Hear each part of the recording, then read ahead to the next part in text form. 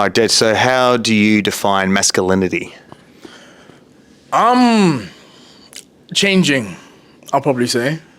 I'm definitely changing, but some will say for the better, some will say for the worse, but I mean, I'm not trying to get cancelled, so I'm going to say, yeah, it's changing. In what respect? In a general sense?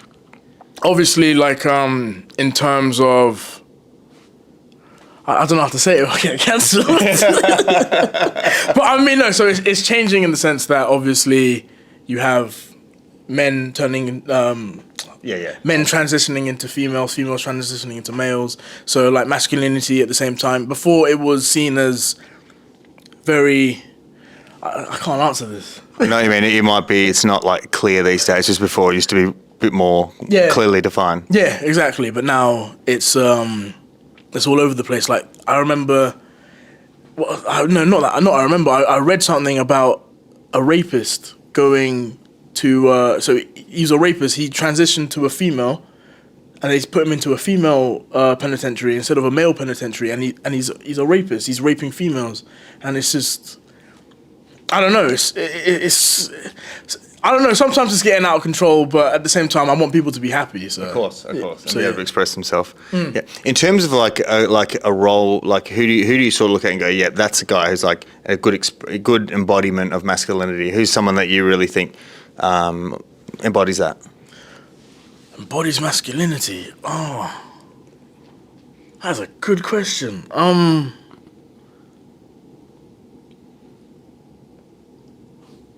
Schwarzenegger. Why is that? I don't know. He's just straight man. Yeah. You know, just man. You know what I mean? Just straight man. Definitely. Yeah. Definitely. Like you think of him, you just think testosterone. You know what I mean? Just yeah. Assisted and natural. That boy ain't natty, but he looks good anyway. Even on the sauce, he looks good. He looks amazing. Yeah. Man, in terms of like personal values that you have, what are some like personal values like that are whether it's instilled into you or things that you sort of live by? Honesty.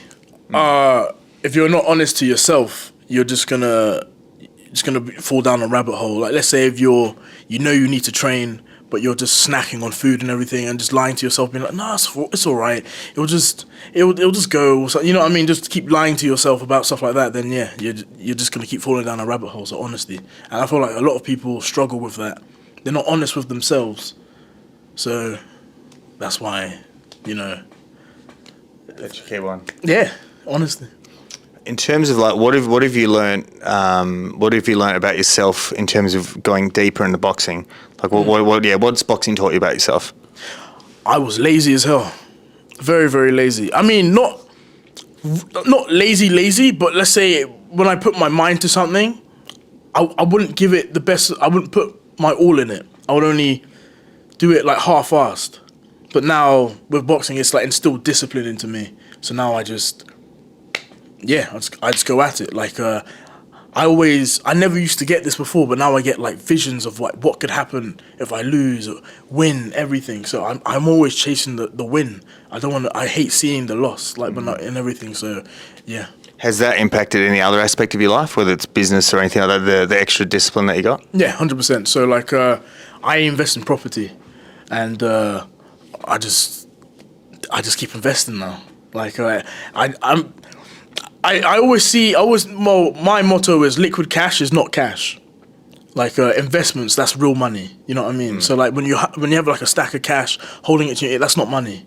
But then when you're investing, when you have a building that's yours, that's money. So what would you say to like young blokes now? Because obviously the way to make money, there's so many different vehicles and so much misinformation and information. What would you say to like I don't know, like giving financial advice, but in terms of what are some good vehicles do you think for like young guys coming up, teenagers, 20s, that they can sort of work towards?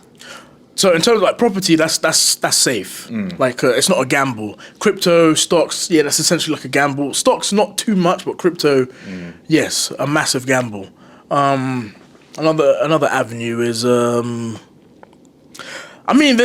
so many avenues like Pokemon cards. People are investing in Pokemon cards to get money, and there's many ways to make money, but I believe more in like safe ventures to make money. Like I've always known property to be safe, and I'm doing property, and I know it's like it's something I can pass down to my kids and yeah, exactly. So of course, yeah. And in terms of is anything at the moment do you find that you struggle with? What I struggle with. Or anything you're sort of working through or anything like that at the moment? I'll probably say I struggle with, not to get too deep, but commitment. Well, we get deep, sir. Yeah, I mean, so in terms of commitment, I'm not the best. Obviously, like, let's say like a girl or something. I have that stigma to see other girls rather than stick to one girl. But I feel like I'm still young though, so that's why I still have that stigma. But do you find the commitment that affects you in other aspects, whether it be your boxing or your career or investments? So do you find it's not as big of an issue? It's more with women. So in terms of commitment. So when I won my first fight in August, I kind of just threw my hands up in the air, legs, and be like, I've done it, cool. I don't need to do this anymore. But that's not how it works, because prior to that win, I lost 3 times. So, okay, I won my last fight, but I still need to erase me losing 3 times. So, commitment in the sense of boxing, I kind of got relentless with it, but I need to stay more committed, yeah. In terms of like as your profile and your brand gets bigger, how has your circle changed much, and how have you sort of managed your circle and obviously people getting access into your circle? So I have trust issues, so my circle's tiny, very small. Like a handful of people, honestly. I've always been, so the best way to put it, I was always the friendly guy, opening doors for people, all of this and everything. But then when people were taking advantage of me, I just slowly started to turn into more of like a dick. And then me being a dick commanded a bit more respect, because then people saw, oh, okay, I can't walk over this guy.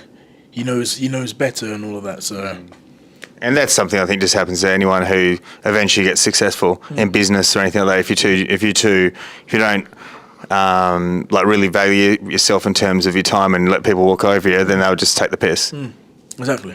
What's the what's the legacy you want to leave when it's all said and done? Honestly, my legacy, probably say, don't give up. People will obviously try and, say words to take you off your path. Don't let them do that. Just don't give up. Follow your own goal and keep following it. If you don't succeed, keep going. Like, an opportunity will soon come. Like with me, in terms of boxing, again, like I said, I lost 3 times.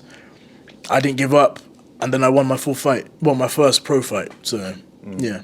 Awesome. Brother, thank you for your time. My man. Damn, I missed it! Fuck that up. We had about 4 different handshakes. We got to come up with our own one, like LeBron. LeBron, he's got like a different handshake for every single guy. Awesome, my man. Thank you. Pressure.